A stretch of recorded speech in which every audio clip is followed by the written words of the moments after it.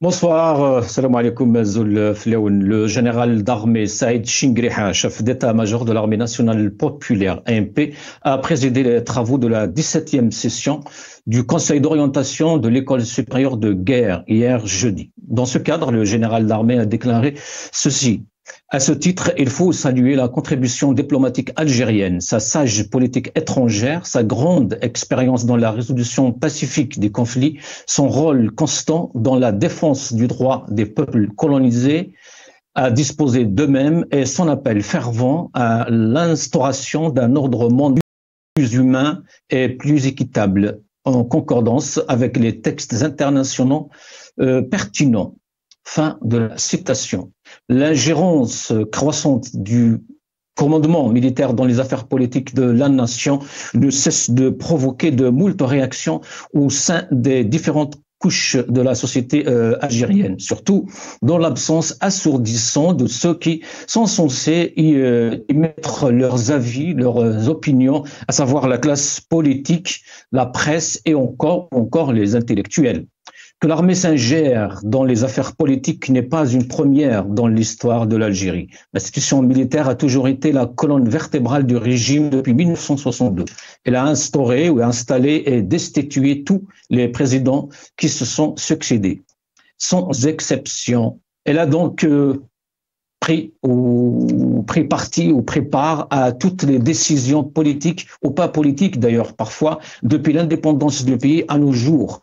Mais ce qui est peut-être nouveau ces jours-ci ou ces dernières années, c'est cette manière de dire et de faire les choses. Ces sorties médiatiques à travers les longs discours de Chingriha ou encore par voie de la revue El Jish qui est pondue chaque mois pour nous appeler et nous rappeler à l'ordre aussi que l'armée est le seul détenteur du pouvoir en Algérie et qu'il est le véritable pouvoir au pays.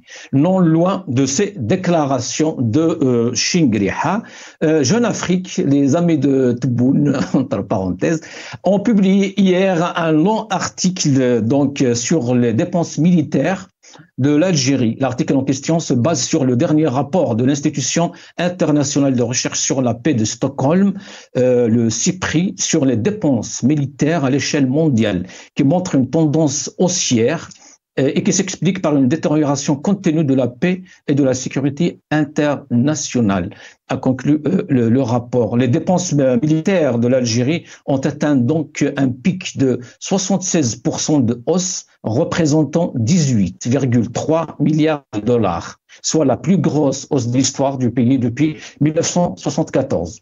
Il s'agit du niveau de dépenses le plus élevé jamais enregistré par l'Algérie, indique l'Institut de recherche CIPRI. Pourquoi autant de dépenses dans les charges militaires? Comment se font ces marchés? Qui devrait communiquer officiellement sur ces achats? Pourquoi autant de sommes en dollars ne sont contrôlées ni par le Parlement, ni par aucune autre institution? Le peuple, lui, a-t-il le droit de savoir, de connaître ces informations? Pourquoi autant de flou, d'opacité autour de ces questions de budget, de transparence et de sécurité nationale? Voilà donc notre émission de ce soir. Algérie, une république des non-dits. Question bien sûr à la fin. Et pour en parler, j'ai le plaisir d'accueillir Kamel Mortefi, universitaire, militant politique qui est avec nous depuis le Canada. Kamel Mortefi, bonsoir. Azul Hussein, bonsoir tout le monde. Merci pour cette invitation. Bonsoir aussi à l'équipe de Maghrébien et à vos invités, ainsi qu'à toutes et celles qui nous écoutent maintenant. Merci. Merci Kamel, marhaba ici. Avec nous aussi Hassan Hiresh, docteur en sciences économiques, analyste politique. Monsieur Hiresh, bonsoir. Bonsoir Hossein, bonsoir à votre équipe, bonsoir Kamel. Ça fait plaisir de le voir sur le plateau. C'est un cadeau que vous me faites. Et bonsoir à tous les téléspectateurs. Merci Monsieur Hiresh, bienvenue. Avec nous aussi Omar Ait Mokhtar, militant politique. Omar Ait Mokhtar, bonsoir. Bonsoir Omar. Bonsoir Hassan, ça fait plaisir de te retrouver. Moi aussi. Bonsoir donc à tout le monde, à Monsieur Mortefi et puis donc aux auditeurs d'Al Maghrébia. Merci et Atakom Saha, bienvenue à nos invités. Hassan Hiraj, je vais commencer cette émission par vous. Donc, l'armée, on revient tout le temps à l'armée, la grande muette, appelée comme ça autrefois. Aujourd'hui, c'est les discours. Pchingriha, qui nous balance des discours, des phrases comme ça chaque semaine, sans parler de la revue Le Jish, qui sort chaque mois justement pour nous. C'est quoi, Monsieur Hiraj? Est-ce que c'est des rappels pour dire que nous sommes là, si nous le pouvoir? C'est compliqué quand même, ces sorties qui n'arrêtent pas, qui ne cessent pas. Ah, vous savez, Monsieur Hossein Ghasmi, il ne faut pas qu'on joue aux étonnés, parce que l'armée est une donnée extrêmement importante en Algérie depuis l'assassinat d'Abdel en 1957, qui réclamait justement une Algérie avec un pouvoir civil, primauté du civil sur le militaire. Donc, depuis ce moment-là, l'armée a de tout temps été un élément clé du pouvoir algérien. Et d'ailleurs, ça a pris de l'ampleur, ça s'est accéléré avec, je dirais même, un grand coefficient d'accélération à partir du coup d'État de Bouharouba Boumediene en juin 1965. Donc depuis, ça n'a jamais changé. L'armée, comme dans beaucoup de pays autoritaires, prend une place extrêmement importante dans l'échiquier politique, même si tout de suite à l'indépendance, le FLN aussi, en tant que parti unique, avait aussi une part de pouvoir quand même importante. Et on se souvient même qu'il y avait en ce temps-là une interdépendance. Il y a des militaires qui étaient au FLN, des gens du FLN qui étaient plus ou moins militaires, etc. Et au jour d'aujourd'hui, dans la mesure où la conjoncture internationale est totalement instable, dans la mesure où il y a des menaces, ça malheureusement c'est une réalité. Il y a des menaces aussi bien à nos frontières que loin de nos frontières. Et personne ne peut nier que 3 pays sont pratiquement ligués contre l'Algérie, à savoir les Émirats arabes unis, Israël et le Maroc. Donc il est évident que l'armée algérienne va chercher à prendre le plus d'initiatives possibles, à marquer son territoire, à montrer qu'elle est là. Et puis, peut-être qu'on reviendra là-dessus. Oui, mais sur ce plan, Hassan Hiraj, sur ce plan, je pense que les Algériens sont tous d'accord. Personne ne va vous dire que pourquoi l'armée fait ceci ou fait cela, ou achète ça ou achète cela. La question qui se pose, pourquoi elle s'ingère dans les affaires politiques? Là, M. Pchingriha parle de la diplomatie quand même. Parce que ça a toujours été un régime, encore une fois, caractérisé justement par la présence des militaires au pouvoir. Je veux dire, depuis, à titre d'exemple, depuis le coup d'État de Bouharouba Boumediene en 1965, il n'y a pas de ministre de la Défense, par exemple, qui devrait être un civil comme n'importe quel ministère. Et donc c'est toujours le chef d'État qui a à la fois, donc, bien sûr, le poste de président et puis le poste de ministre de la Défense. En réalité, même si on a connu avec Gaïd Salah, avec l'actuel chef des armées, Pchingriha, etc., et auparavant aussi, on sait qu'ils sont en quelque sorte ministres de la Défense, avec Nzar, mais je pense que la réalité algérienne fait que il n'y a pas de ministre de la Défense donc civil depuis l'indépendance, et du coup l'armée a toujours été un élément, je veux dire, dans la structure politique algérienne, un élément déterminant. C'est un pays qui n'est pas du tout un pays civil, même si ce sont les civils qui sont mis en avant. Bien évidemment, les civils détiennent une partie du pouvoir. On ne peut pas nier que des hauts fonctionnaires, des procureurs, des juges, de certains ministres, pas tous, certains ministres détiennent une parcelle du pouvoir.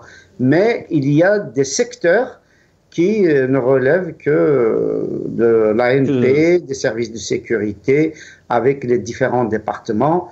Et bon, ça continue encore. Et ça, pour le moment, je le répète, ça prend un coefficient d'accélération assez important dans la mesure où les déséquilibres mondiaux actuels ne sont pas en faveur des pays comme l'Algérie, ils sont même plutôt en défaveur. On sait très bien qu'il y a une politique environnementale qui est plutôt menaçante, et donc il ne faut pas s'étonner que... On va revenir, Mme Hirsch, si vous voulez bien, on va revenir justement à ce point juste après, mais avant, on va écouter quand même Shingriha, qu'est-ce qu'il a déclaré hier, et je reviens.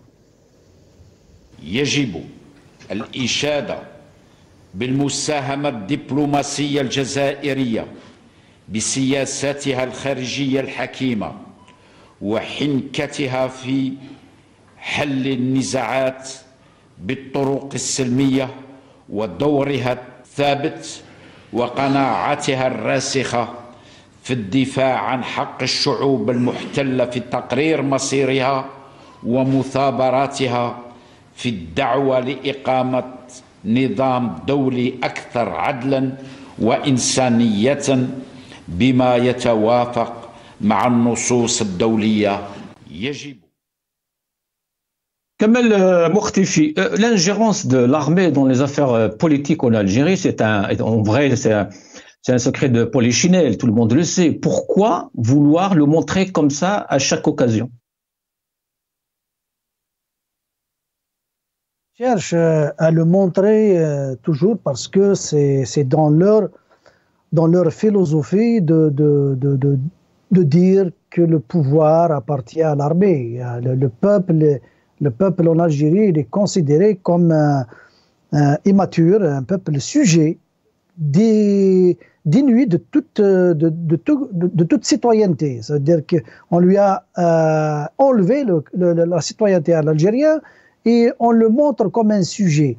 Normalement, le statut de sujet, on le voit dans les monarchies, dans les régimes monarchiques et tout ça. Mais actuellement, en Algérie, depuis surtout le coup d'État du Gaïd Salah, qui a empêché le peuple de sauver l'Algérie après la débâcle de Bouteflika, ils ont décidé maintenant de sortir et de jouer le premier rôle tout de suite sur scène sans avoir une façade civile. Avant, c'était la façade civile. Maintenant, ils vous disent non, c'est réglé, on assume pleinement, nous sommes là, c'est nous le pouvoir. Et vous, citoyens, mangez, travaillez fort, soyez dociles et venez justifier la fraude électorale pour montrer au monde entier que nous sommes un régime démocratique de façade. Donc c'est ça le régime, la philosophie du régime actuel en Algérie. Oui, mais Kamel Mokhtifi, la brèche du Hirak quand même a montré au régime, je parle des marches, aux décideurs en Algérie, que le peuple a tout compris, justement, même à travers les slogans Dawla Madaniya Machi Askaria qui retentait à chaque occasion, chaque vendredi et mardi. Je pense que le régime l'a très bien compris. Pourquoi justement ce besoin de le remontrer encore une fois et d'insister sur ces apparitions? Justement, c'est parce qu'il a compris que le peuple a compris, que le peuple ne veut pas, qu'il a doublé de férocité, qu'il a doublé de violence, qu'il s'est donné tout un arsenal juridique pour emprisonner quiconque remettre en cause cette réalité. Donc, regarde, juste il n'y a qu'à voir le nombre de prisonniers d'opinion et politiques qui sont en nombre de 300, qui dépassent 300 maintenant. Il y a d'autres qu'on ne connaît pas même, parce qu'il y en a d'autres détenus qu'on ne connaît pas. La liste, elle est longue. Et pourquoi? D'ailleurs, il y a des généraux aussi en prison, hein, et pour corruption et pour détournement de fonds. Les généraux, c'était un règlement de compte entre eux. Donc moi, je ne pense pas que ça rentre dans cette... en dehors d'Ali Ghadiri qui avait affiché la volonté de défier cette armée, d'aller vers un régime civil et tout ça. Il avait déclaré dans ses discours, en dehors de lui, qui avait assumé pleinement son intrusion en politique en tant que civil, pas en tant que militaire. Les autres, c'est dans le cadre d'un dérèglement de compte. Donc, il se retrouve aujourd'hui une trentaine de généraux, mais c'est une trentaine de généraux qui ont toujours cautionné un pouvoir dictatorial, un pouvoir fermé. Mais ce pouvoir militaire... Mais je parlais de l'image, moi, Kamel Mortefi, justement, l'image que véhiculait ce régime, justement, à travers ce genre de procès, à travers ce genre ces arrestations, ces généraux qui sont derrière les barreaux, ces guerres entre eux, et ces déclarations, justement, cette ingérence, c'est tout un tout, en fait, cette situation de l'armée aujourd'hui en Algérie. Maintenant, ils ont deux raisons, parce qu'ils avancent deux arguments pour justifier leur présence au pouvoir. Ils vous disent que nous sommes en train de lutter contre la Haït-Saба et contre l'arrivée au pouvoir des islamistes radicaux qui risquent de nous ramener aux années 90 et tout ça. Donc, deux arguments qu'ils utilisent, avec lesquels ils tentent de manipuler l'opinion. Mais l'opinion, il est clair. L'opinion, elle a exprimé son avis, elle l'a donné durant les marches. Madaniya Machia Askaria, ni État islamique, ni État militaire.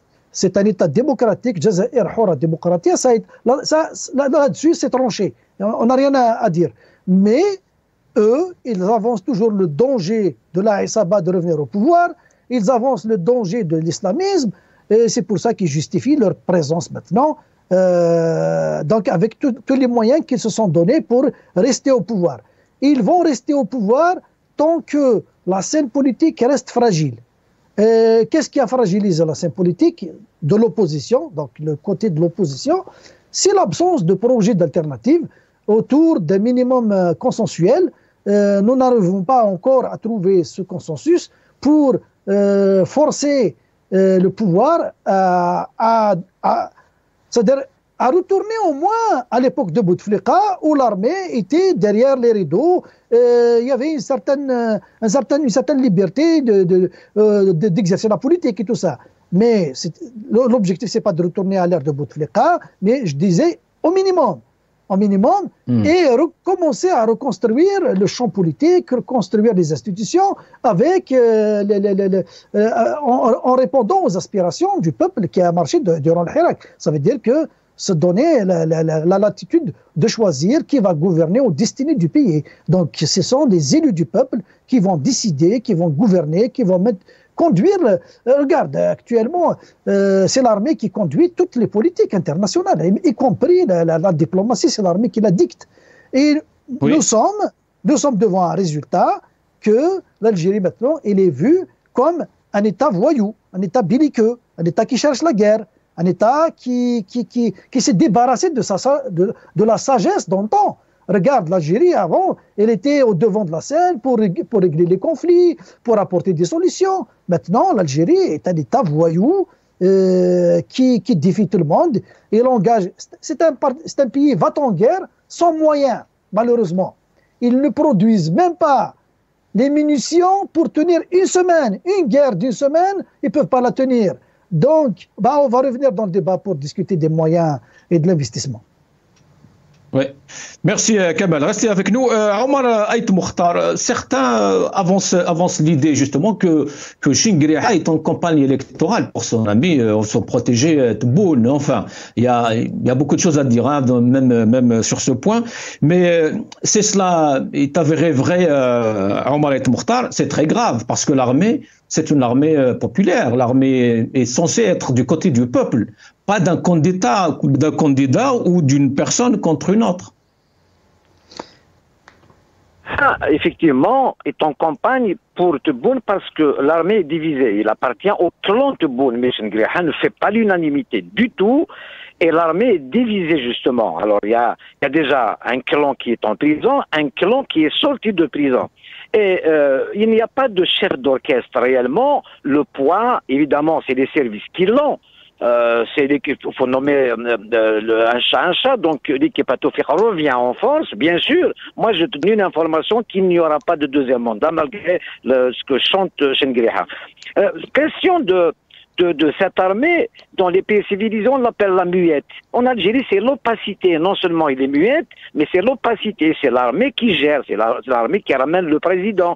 Ce qui est bête, c'est que on prend les enfants du bon Dieu pour des canards sauvages, c'est que le président de la République, donc installé par Gaïd Salah, qui est un civil, pour une fois, est ministre de la Défense. Ce qui est vrai, une aberration. On sait que ce n'est pas vrai. Et puis, Chengriha, il ne fait pas l'unanimité. Non seulement il ne fait pas l'unanimité, mais il y a l'anticonstitutionnalité de ce qu'il fait. Il y a un ministre de la Défense, même dans les réunions d'ailleurs, hein, la dernière réunion, là où il a annoncé les élections pour le 7 septembre, il y avait le chef d'état-major, alors qu'il fallait le ministre de la Défense, qui est le président de la République, et puis le secrétaire général du ministère de la Défense, Chengriha n'avait absolument rien à faire. C'est anticonstitutionnel qu'il soit là. Chengriha n'a pas à faire de discours politique, n'a pas à faire de diplomatie. Chengriha doit parler aux militaires, aux chefs de région et tout ça. Donc, nous sommes, évidemment, moi ce que je veux, si la dépense de l'armée est confirmée à 18 milliards, c'est très bien. Maintenant, il faut une armée forte pour un grand pays comme l'Algérie. Le problème, c'est qu'on ne sait pas, vu la division, évidemment, les services secrets même, qui fuitent les secrets qu'on trouve on va revenir à cette question. Restons un peu sur ce plan justement de l'armée, de son ingérence dans les affaires politiques, de ces élections qui vont venir. C'est cette campagne électorale qui est justement lancée au nom du peuple algérien, mais c'est extraordinaire. On assiste à une histoire inédite. Même le président actuel n'a pas encore déclaré justement est-ce qu'il va être candidat ou pas. Alors, je t'informe qu'il n'y aura pas de deuxième mandat, qu'il annoncera sa non-candidature parce qu'il n'y a pas unanimité autour de sa candidature. Il a ruiné ce pays. Diplomatiquement, c'est un pays qui fait peur. Et puis même l'armée a besoin peut-être pour une fois du soutien du peuple parce que il faut absolument un chef d'orchestre pour cette armée.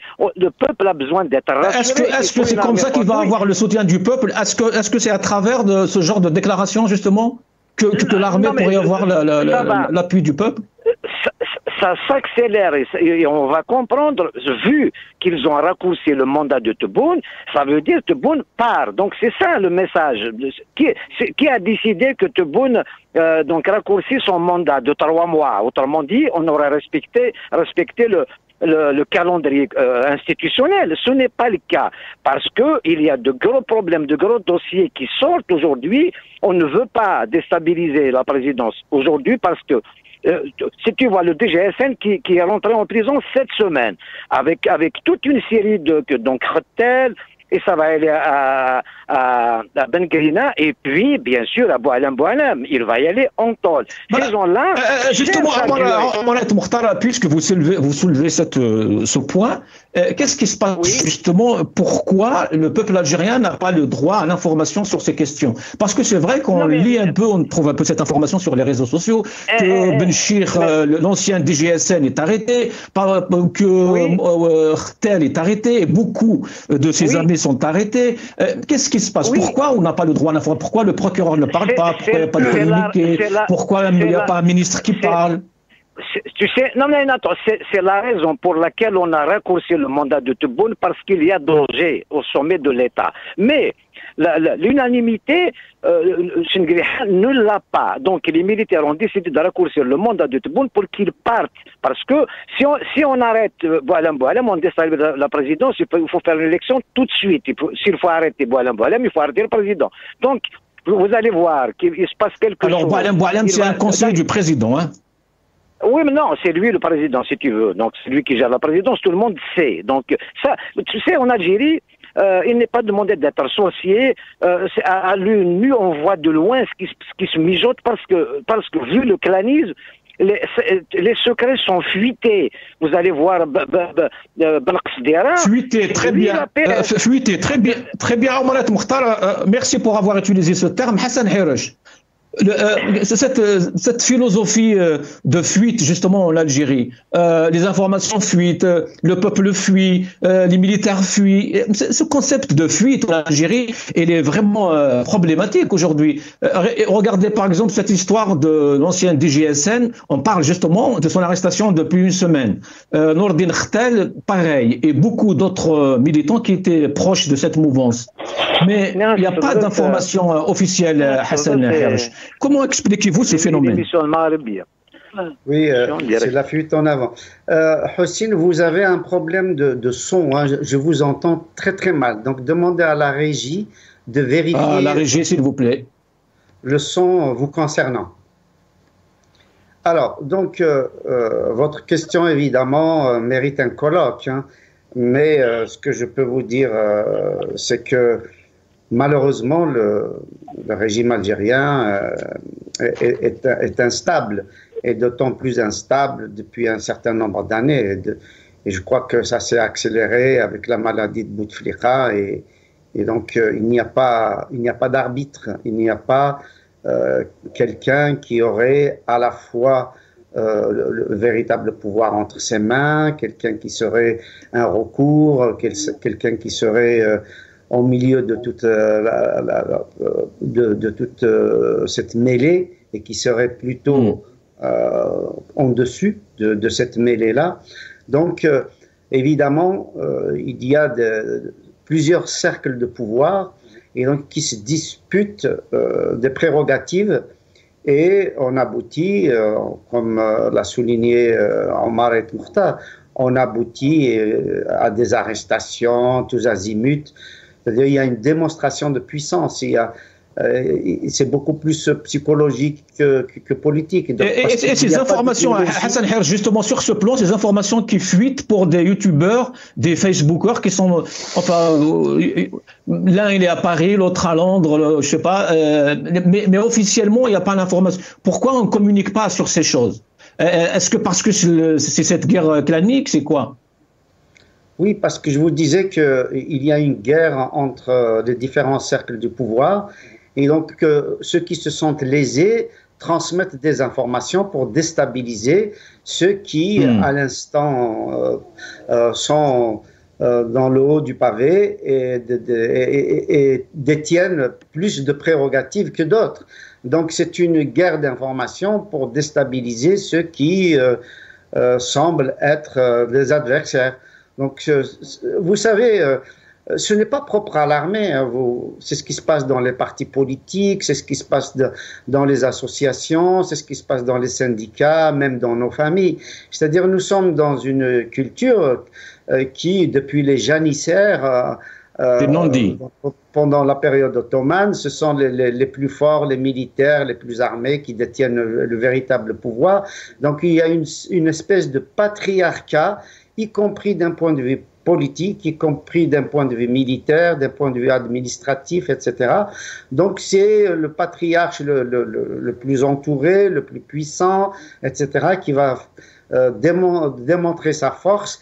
Encore une fois, il y a eu un temps où c'était plus l'idéologie, c'était à un moment l'arabisme, ensuite le socialisme, le socialo-arabisme, ensuite l'islamisme.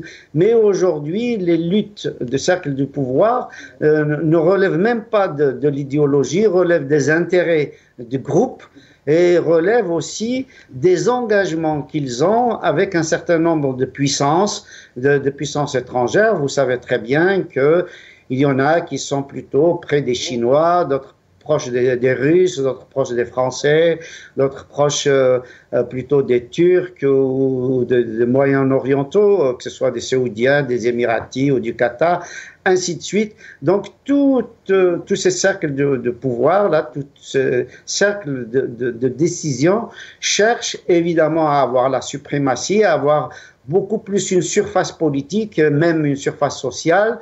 Et il y a effectivement une guerre qui est beaucoup plus d'ordre psychologique que politique. Donc, on assiste malheureusement à l'élimination des uns et des autres en fonction des conjonctures, en fonction de ceux qui auront de leur côté plus de procureurs, plus de juges, plus d'officiers, ainsi de suite. Donc, c'est des recompositions des cercles qui ne sont pas des cercles concentriques, mais qui sont des cercles qui sont les uns à côté des autres et qui sont côte à côte, mais pas ensemble. Donc, il faut pas s'étonner. Merci Hassan Haj. Restez avec nous. Kamal Moukhtefi, les ministres ne parlent pas, les partis politiques ne se prononcent pas, même d'ailleurs par rapport à ces élections. Tout le monde attend, je ne sais pas qu'est-ce qu'ils attendent, attend un wahy, attend une révélation, attend un appel téléphonique. Ces affaires-là, justement, on ne communique pas, on n'en parle pas. Pourquoi autant de non-dits dans cette République, Kamal? Je l'ai écrit sur Facebook comme de manière pour ironiser. Je disais que j'ai résumé la situation algérienne comme les tchèques. Nous sommes dans la nuit du doute continuel. Nous sommes dans la nuit du doute continuel et des vieux chnouks qui vont décider sur notre sort, comment ils vont, comme on voit dans les caricatures, quelques vieux séniles qui regardent dans un télescope pour voir la Lune, quand est-ce qu'elle va apparaître, pour décider si c'est l'Aïd ou c'est le Ramadan. Nous sommes dans ce cas de figure. Exactement, c'est ça j'ai essayé de caricaturer cette situation sur Facebook, et elle est là. Nous sommes dans cette situation. Quand vous parlez de fuite d'informations, quand vous parlez de cette cacophonie, quand vous parlez d'absence de décision, c'est le mode de gouvernance qui a été choisi par l'équipe en place. Mais ils ne se rendent pas compte qu'ils sont atteints d'une schizophrénie au point où ils croient que le désastre comme une réalisation fantastique. Ils ont réussi le désastre, mais dans leur tête, ils croient à leur mensonge qu'ils sont dans une extraordinaire réalisation fantastique. Mais moi, je me pose la question, quel est le meilleur moyen pour les ramener à la raison? Quel est le meilleur moyen? Qui va leur dire que vous êtes atteints de schizophrénie? Ils ont besoin d'être internés. Sérieusement, je ne suis pas psychiatre, mais je m'inquiète pour leur situation psychique. Est-ce qu'ils fument du pot au niveau de la présidence pour vraiment rater la réalité? Est-ce que moi, on a connu dans le temps des ministres, des hommes politiques algériens qui étaient atteints de la passion du pouvoir. Ils s'accrochent au pouvoir. Nous avons connu ce genre de gouvernement en Afrique, dans les pays africains les plus désastreux en matière de gestion, tenir au pouvoir et tout ça. Mais à un moment donné, ils se rendent compte.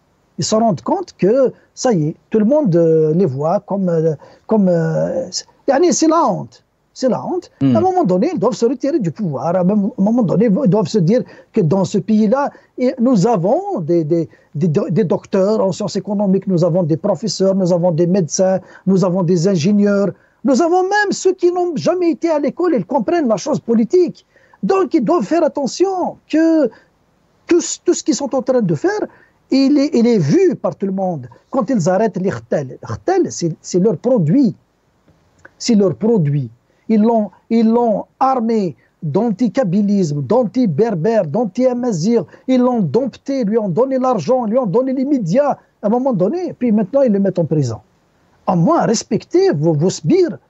Eh oh, c'est du citron. Vous les pressez et puis vous les jetez ailleurs. Ils ont utilisé...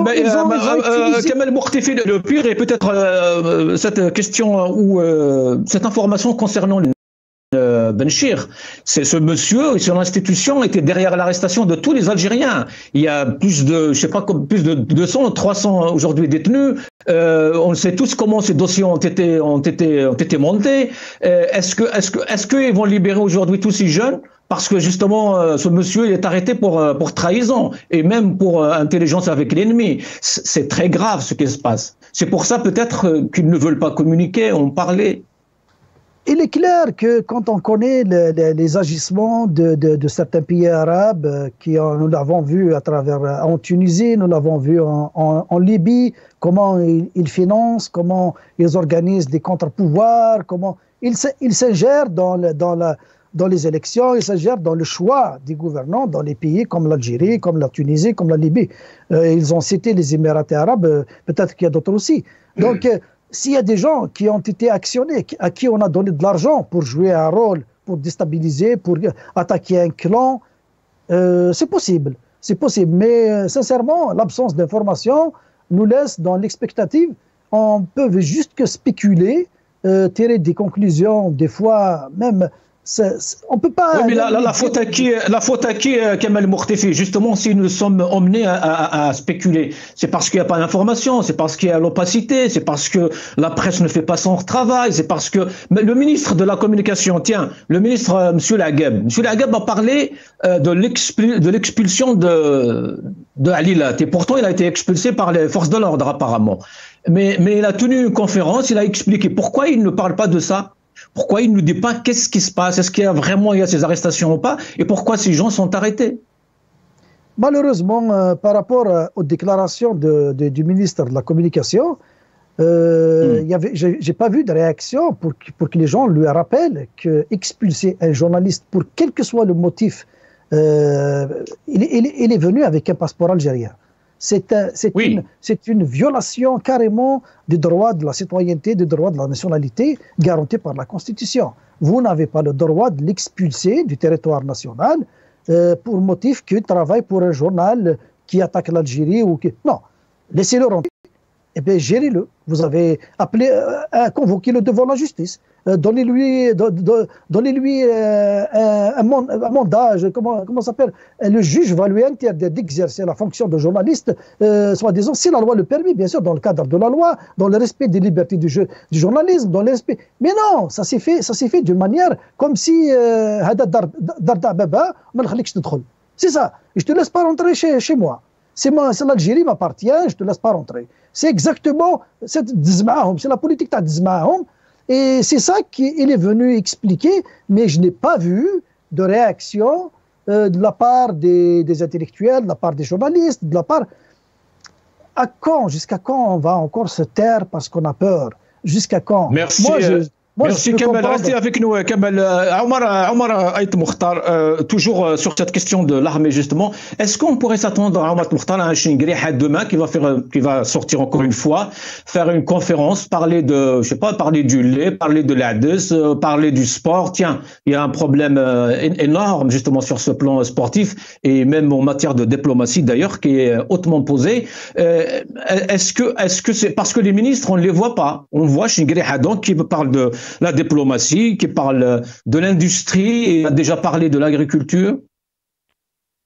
Chengriha, Karoua, comme le clan Tebboune au deuxième mandat, qui est vraiment annulé par les militaires, par la majorité des militaires. Il n'y aura pas de deuxième mandat, ça c'est une information que je vous donne.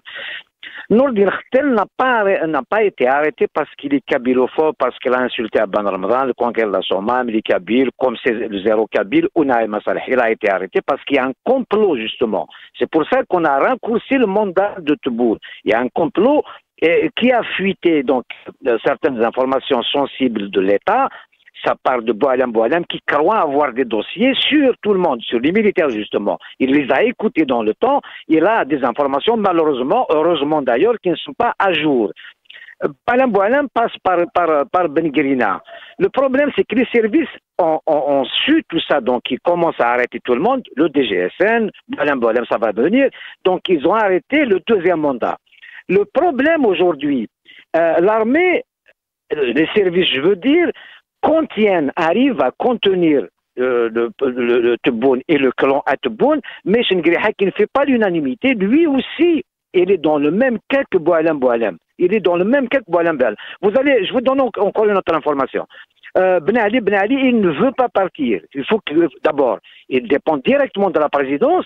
Si vous ne savez pas aujourd'hui, à partir de aujourd'hui, vous allez le savoir, c'est Boualem qui a tiré sur Tebboune quand on disait qu'il est parti en Allemagne pour se soigner. Donc c'est Covid, il n'y a pas de Covid dans les pieds, monsieur. C'est 2 balles, 8 mm de Boualem. parce qu'ils ont voulu le mettre en retraite. Ça, c'est vous qui le dites, Omaret Moukhtar, avec... Voilà. C'est Omaret Moukhtar. J'ai mis les réserves de la chaîne, oui, allez-y. Voilà, donc c'est un scoop que je te donne. Ben Ali, il ne veut pas partir sans que Chendiha parte. Donc aujourd'hui, il y a un sentiment de peur au sein de la présidence. Ils veulent absolument forcer le truc de deuxième mandat. Il n'y aura pas de deuxième mandat, ça va s'éclaircir au courant du mois de mai.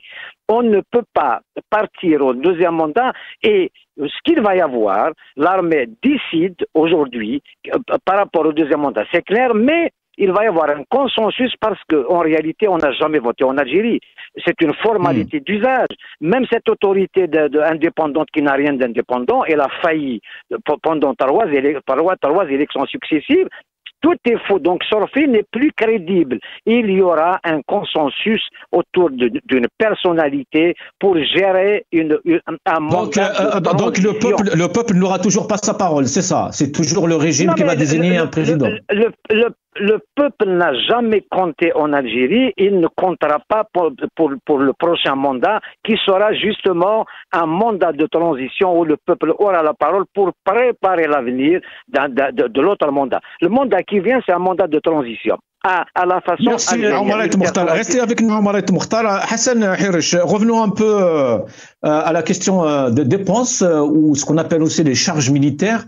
18 milliards, ça a fait quand même polémique ces 2 derniers jours depuis l'apparition de cet article.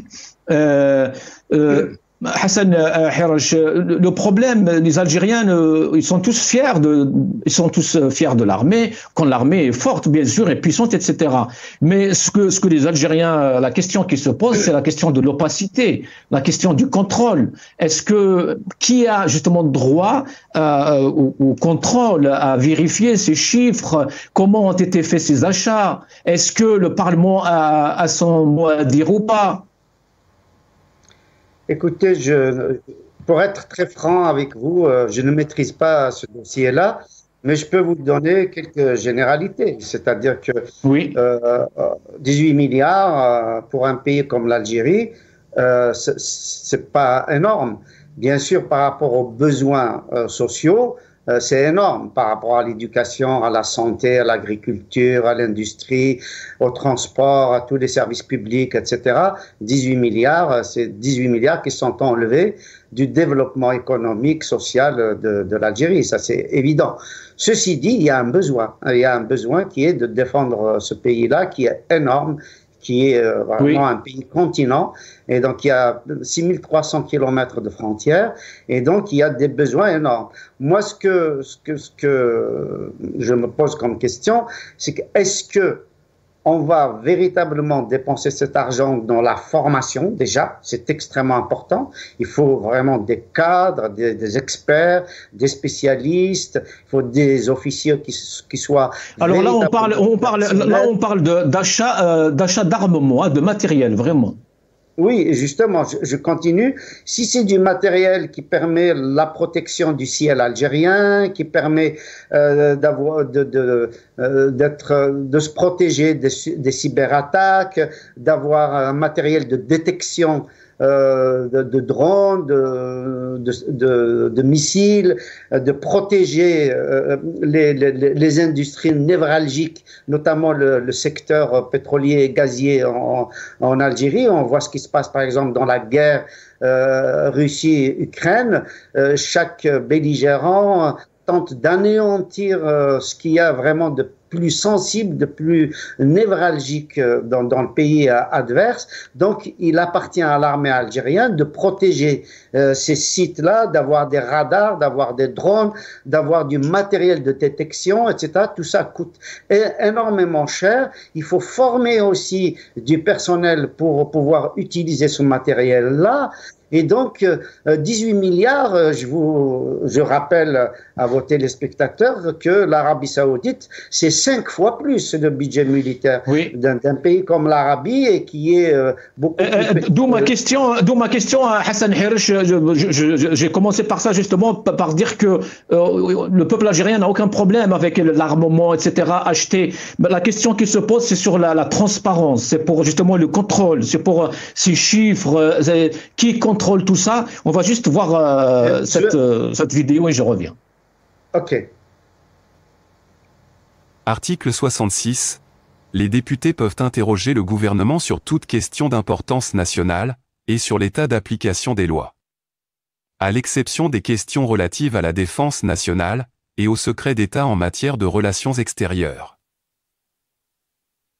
Et maintenant, on va regarder cette vidéo aussi, l'audition de chef d'état-major français par des députés.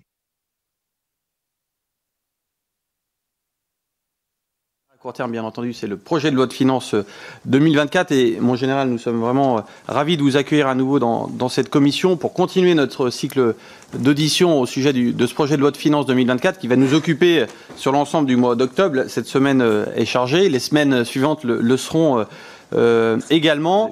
Vous le savez, mes chers collègues, le budget de la mission défense 2024 est conforme à la loi de programmation militaire que nous avons votée en juillet dernier et bénéficie d'une augmentation de 3,3 milliards d'euros par rapport à la loi de finances initiale pour 2023. Mon général, au-delà de ces chiffres importants, nous souhaiterions... Kamel Mortefi, on voit très bien ici le chef d'état-major qui est auditionné, donc invité, etc.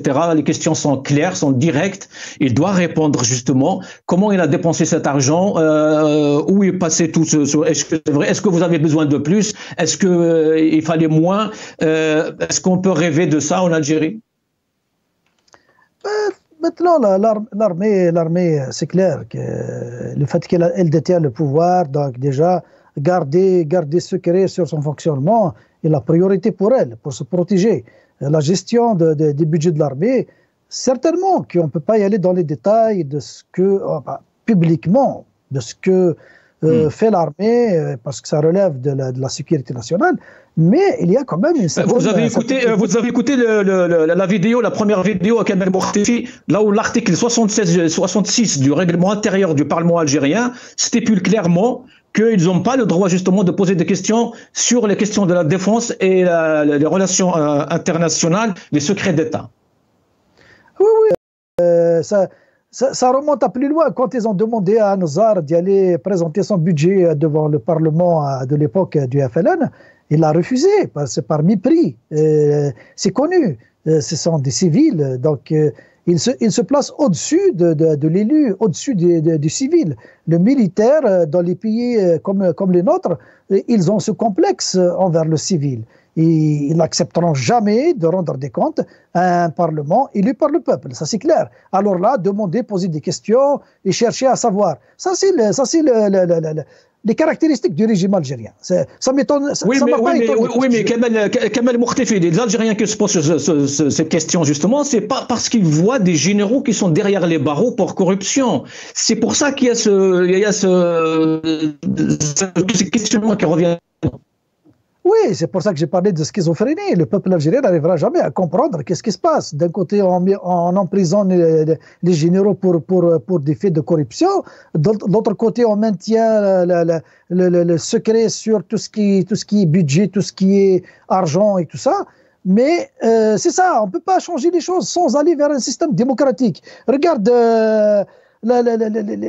tout ce qui est gardé comme opacité autour de la gestion des budgets de l'armée, c'est pas juste la sécurité le secret de défense qui est maintenu, qui est gardé, c'est aussi c'est ça, c'est le mépris envers le civil, comme je l'ai dit, c'est le mépris envers le civil. Et quand on parle d'emprisonner des généraux pour des faits de corruption, c'est la manipulation de l'opinion, alors que c'est une guerre des clans. Comment savoir ceux qui sont aux commandes actuellement ne sont pas corrompus? S'il n'y a pas de transparence, il n'y a pas de traçabilité dans la gestion des budgets. On sera une fois parti. Oui, exactement. Donc, ça veut dire que nous, en tant que citoyens, on n'a pas à prendre position ni contre les uns ni contre les autres. Ce que notre position devrait être normalement celle d'un citoyen qui aspire à ce que ses élus vérifient les cahiers comment s'appelle, les budgets de l'État, les lois des finances, comment ils ont attribué les budgets par secteur, par ministère. Et c'est ça le système. Merci Kamel Mortefi, il nous reste une minute, je la donne à Omar Mokhtar. Omar Mokhtar, donc votre réaction par rapport à ces budgets? Oui, écoute, un pays comme l'Algérie, un pays continent, 18 milliards, oui, il y a des besoins pour surveiller le territoire. Il faut une armée forte aussi, je suis d'accord. Par contre, en parallèle, il faut qu'on soit un pays productif et attractif en même temps, ce n'est pas le cas. Et ça, c'est par notre instabilité politique que personne ne vient. Et surtout, quand tu as, pendant 20 ans, on a mis en place des oligarques qui ont fait des usines, des machins, de l'investissement avec des entreprises étrangères, et d'un coup, on arrête tout, on les met en prison. C'est-à-dire, le prochain président, il va tout remettre en cause. C'est l'instabilité qui nous a tués. Donc, on n'a pas le temps de penser à la politique économique. Il faut que l'armée soit forte, oui, avec un budget, oui, d'accord. Mais on n'est pas encore arrivé au point de rendre des comptes à un Parlement, parce qu'un Parlement, si tu veux savoir, on n'a jamais élu de véritables parlementaires, on les a placés par je ne sais quoi, par des pots de vin et tout ça, on n'a pas, genre, là par exemple, Hassan Harish n'a même pas été consulté, il doit être non seulement consulté, peut-être élu, on mis carrément à haut niveau des responsabilités. Monsieur Mokhtafi aussi, les gens qui nous occupent savent de quoi je parle. Donc, l'armée qui va rendre compte à ces députés, ils ont chassé les compétents. Oui, mais c'est eux qui ont, Omar Mokhtar, c'est les responsables algériens qui ont déclaré que ce Parlement est halal, justement. Bien sûr. Bien sûr, vous savez, la médiocrité chasse la compétence. Ils sont tellement médiocres qu'on ne veut pas de gens compétents, ça les dérange. Voilà de quoi il faut parler. Donc il faut réhabiliter la politique. Il faut faire absolument un mandat de transition pour apaiser, investir dans la paix et mettre et donner la chance à l'émergence et aux compétences nationales. Et il y en a, ce n'est pas ce qui manque pour l'Algérie. Merci Omar Mokhtar, merci Kamel Mortefi, merci Hassan Harish, ya'atikom saha. On va finir avec cette petite vidéo, la réponse du peuple justement par rapport à ce dossier qui revient tout le temps, qui revient chaque mois surtout avec la revue El Jish. Ya'atikom saha, bonne soirée, Artufat Inch'Allah.